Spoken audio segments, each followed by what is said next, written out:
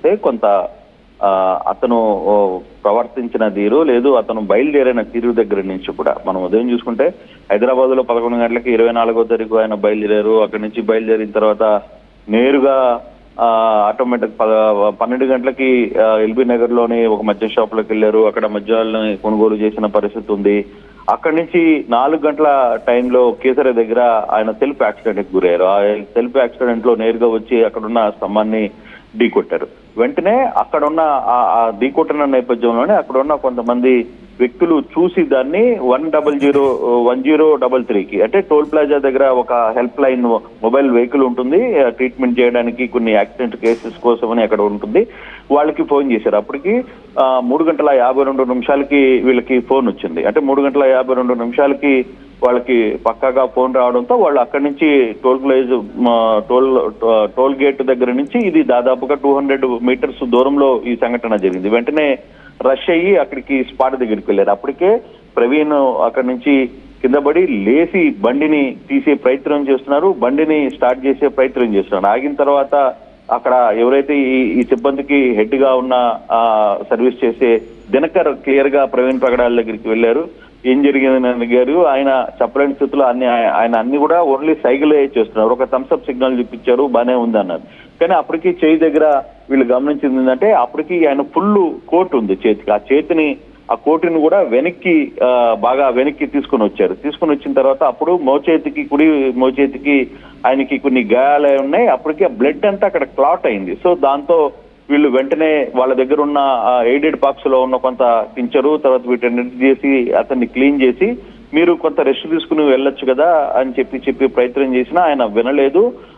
మరోసేపు వాళ్ళకి ఇంకోసారి కూడా దినకర్ క్లియర్ గా చెప్పాడు, మీరు కండిషన్ బాగలేదు, మీరు ఈ కండిషన్ లో వెళ్ళడం కంటే టోల్ ప్లాజాలో మాకు ఒక సేఫ్టీ రూమ్ ఉంటుంది, మీరు ఎంతసేపు అయినా సరే అక్కడ రెస్ట్ తీసుకోవచ్చు, మాకు ఇబ్బంది ఏం లేదు, మీ బైక్స్ కు అన్నిటికీ మీ బిలాంగ్స్ అన్నిటికీ అక్కడ సేఫ్టీ ఉంటుంది, మీరు అక్కడికి వచ్చి రెస్ట్ తీసుకోండి అని చెప్పినా ఆయన వినే పరిస్థితిలో లేడు అనేది దినకర్ చాలా క్లియర్ గా చెప్తున్న పరిస్థితి. మరోవైపుడికి ఆ చేతికి ఏదైతే దెబ్బ తగిలాయి, ఎందుకు తగిలాయి అనే దాని మీద క్లియర్ గా వీళ్ళు ఇంకొక డౌట్ కూడా ఎక్స్పెక్ట్ చేస్తున్నారు. అంటే ఇక్కడ తగిలి అంటే బ్లడ్ అప్పటికి క్లాట్ అయింది.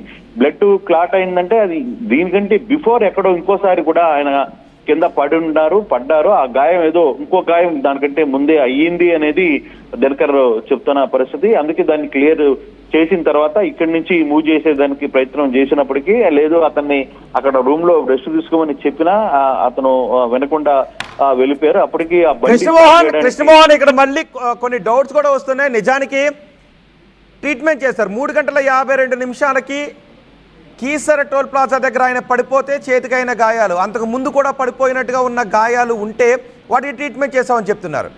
కానీ సుమారు 5 గంటల ఆ సమయంలో విజయవాడలో ఎస్ఐ కొన్ని ఫొటోస్ తీశారు. ఆయన వెళ్ళడానికి అవకాశం లేని స్థితిలో ఉన్న ప్రవీణ్ని మేము చూసామని చెప్తున్నారు. కానీ ఆయన ఒంటిపోయేటువంటి గాయాలు లేవని చెప్తున్నారు. అంటే బేసిక్ గా ఇక్కడ మనం ఒకటి అర్థం చేసుకోవాలి రోహిత్, మీరు చెప్పిన పాయింట్ కరెక్ట్. అయితే అతను ఫుల్ హ్యాండిల్ బనీన్ చేతిలో ఉంది అతను ఫుల్ హ్యాండిల్ బనీనే వేసుకున్నారు.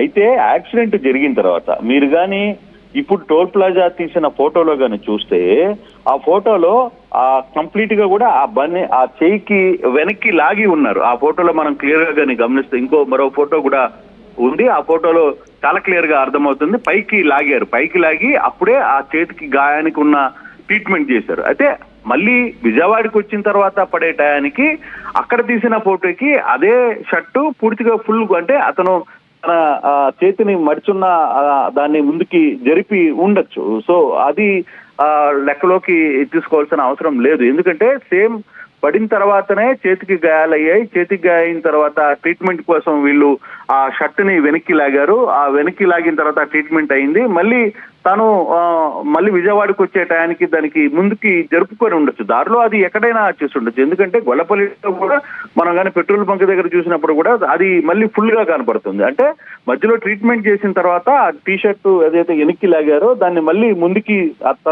ముందుకి జరుపుకొని యథావిధిగా బయలుదేరిన పరిస్థితి అయితే ఉంటుంది. ఆ దిశగానే ఇది జరిగింది. అంటే దీంట్లో ఒక్క ఇన్సిడెంట్ అయితే ఒకటి కీసర్ దగ్గర జరిగిన ఇన్సిడెంట్ కంటే ముందే హైదరాబాద్ లో ఎక్కడైతే బయలుదేరాడో ఎల్బీ నగర్ నుంచి బయలుదేరిన తర్వాత మధ్యలో ఎక్కడో ఒకసారి ఆయన మళ్ళీ కింద పడ్డారు. ఆ కింద పడినప్పుడే ఆ చేతికి బ్లడ్ కూడా క్లాట్ అయింది కాబట్టి వాళ్ళు వెంటనే దానికి ట్రీట్మెంట్ ఇచ్చే ప్రయత్నం చేశారు. అక్కడి నుంచి మూవ్మెంట్ కోసం కృష్ణమోహన్, ఒకవేళ టీ షర్ట్ లోపల చేతికి గాయం అయితే, రక్తం వచ్చేంత గాయం అయితే బహుశా టీ షర్ట్ చిరిగి ఉండాలి. మరి ఆ టీ షర్ట్ చిరిగినటువంటి ఆనవాళ్ళు ఏమన్నా ఉన్నాయా? ఆయన టీ షర్ట్ పైకి లేపి తీసుంటే, విజయవాడ వచ్చిన తర్వాత మళ్ళీ టీ షర్ట్కు చిరుగులు లేవు అని అక్కడ ఎస్ఐ టీ షాపు వ్యక్తి చెప్తున్నటువంటి పరిస్థితి కనిపిస్తోంది. సో ఇక్కడ ట్రీట్మెంట్ చేస్తామని చెప్తున్నారు. సుబ్బారావు చెప్తున్న దాంట్లో సుబ్బారావు చాలా క్లియర్ గా చెప్పింది, సార్ నేను అక్కడ ఉన్న పరిస్థితులు, అక్కడ సెల్ఫ్ దీనికి పడిపోయిన తర్వాత మేము లేపి కూర్చోబెట్టారు. తర్వాత నేను అప్పటికి డ్యూటీలో ఉన్నాను. ఆ రౌండ్ లో జనాలు లేచి కూర్చోబెట్టిన తర్వాత నేను అక్కడికి వెళ్ళాను. అయితే నేను వెళ్ళి చూసినప్పటికీ నాకు ఎక్కడ గాయాలు కనపడలేదు అని చెప్తున్నాడు. అంటే దాని అర్థం గాయాలు లోపల చెట్లు లోపల ఉండవచ్చు. ఇప్పుడు మనం కానీ చూసుకుని ఉంటే అతను ఎక్కడ కూడా మాస్క్ తీయడానికి కూడా ట్రై చేయలేదు. మాస్క్ కంప్లీట్ గా మాస్క్ ముఖానికి వేసుకున్నాడు. హెల్మెట్ కూడా త్రూ అవుట్, అంటే హైదరాబాద్ దగ్గర నుంచి చనిపోయేంత వరకు కూడా అతను 4-5 ప్రదేశాల్లో ఆగినప్పటికి కూడా ఎక్కడ కూడా అతను హెల్మెట్ కానీ మాస్క్ కానీ తీలా. ఒక్క రామవరపాడు దగ్గర మాత్రమే ఆ మాస్క్ ను తీసి వాటర్ తాగారు, ఆ తర్వాత టీ తాగారు. అక్కడ మాత్రమే మాస్క్ తీసి కొంత మంచినీళ్ళకి టీ కోసం మాత్రమే అక్కడ మాస్క్ తీసే ప్రయత్నం చేశారు చెబితే, ఇంకెక్కడ కూడా అతను ఎందుకో మరి తన మొహాన్ని గుర్తుపట్టకుండా ఉండడానికా, లేకపోతే నలుగురు తను గుర్తుపట్టకుండా ఉండడానికి ఆ మాస్క్ ని అట్లా మెయింటైన్ చేసుకుంటూ వచ్చారు. హెల్మెట్ ని కూడా త్రూఅవుట్ మనం అబ్జర్వ్ చేసుకుంటే హైదరాబాద్ నుంచి బయలుదేరిన తర్వాత దాదాపుగా చనిపోయేంత వరకు కూడా అతను పూర్తిగా కూడా హెల్మెట్ ని క్యారీ చేస్తూనే వచ్చారు. ఎక్కడ హెల్మెట్ ని తీసే ప్రయత్నం చేయలేదు. చివరికి మనం గానీ హైదరాబాద్ లో లిక్కర్ కొనేటప్పుడు కూడా చూసుకుంటే అక్కడ కూడా మాస్క్ నే పెట్టుకొని చూసుకునేటప్పుడు కూడా అద్దాలని కొంత పైకెత్తి చూశాడు తప్పితే ఎక్కడ కూడా అతను మాస్క్ ని తీసే ప్రయత్నం చేయలేదు, మాస్క్ ని తొలగించే ప్రయత్నం చేయలే, హెల్మెట్ ని తొలగించే ఇప్పుడు మనం చూసుకుంటే ఈ షర్ట్ లో మనం చూడొచ్చు ఒక సైడ్ కి, ఇప్పుడు మనం ఈ ఫోటోలో ఒక సైడ్ కి ఫుల్ వేసుకున్నారు, ఒక సైడ్ కి హాఫ్ ఫోటోని హాఫ్ మడిచి ఉన్న పరిస్థితి మనం చూస్తున్నాం.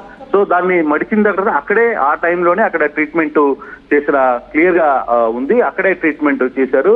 అతను కుడి చేతికి ట్రీట్మెంట్ చేసిన పరిస్థితి అయితే ఉంది. అక్కడే ఆ చేతికి దెబ్బలు కూడా తగిలిన పరిస్థితి. అయితే ఈ వ్యవహారంలో ఇంకొంత క్లారిటీ అంటే పోలీసులకి పక్కా సమాచారం కొంత క్లారిటీ తీసుకుంటారు. దానికి సంబంధించి పోస్ట్ మార్టం రిపోర్ట్ కావచ్చు, తర్వాత జరిగిన ఇన్సిడెంట్, తర్వాత డెత్, తర్వాత ఏం జరిగింది, ఆ బాడీ మీద ఉన్న ఎక్కడెక్కడ స్క్రాచెస్ ఉన్నాయి, ఎక్కడ దెబ్బలు తగినాయి, అవన్నీ కూడా పోస్ట్ మార్టం లో వచ్చే రిపోర్ట్ లో చాలా క్లియర్ గా అర్థమవుతుంది. అయితే దీంట్లో ఒకటి మాత్రం క్లారిటీగా ఉంది మనకి, ఎందుకు ఆ చేతిని మళ్ళీ వెనక్కి తీసుకుని ఉండొచ్చు. మనం కానీ చూసుకుంటే ఈ ఫోటోలో ఒక చేతికి ట్రీట్మెంట్ చేశారు కాబట్టి ఆ చేతికి ఉన్న గ్లౌజ్ ని ఫుల్ లెంత్ ని వెనక్కి మడిచి పెట్టుకున్నారు.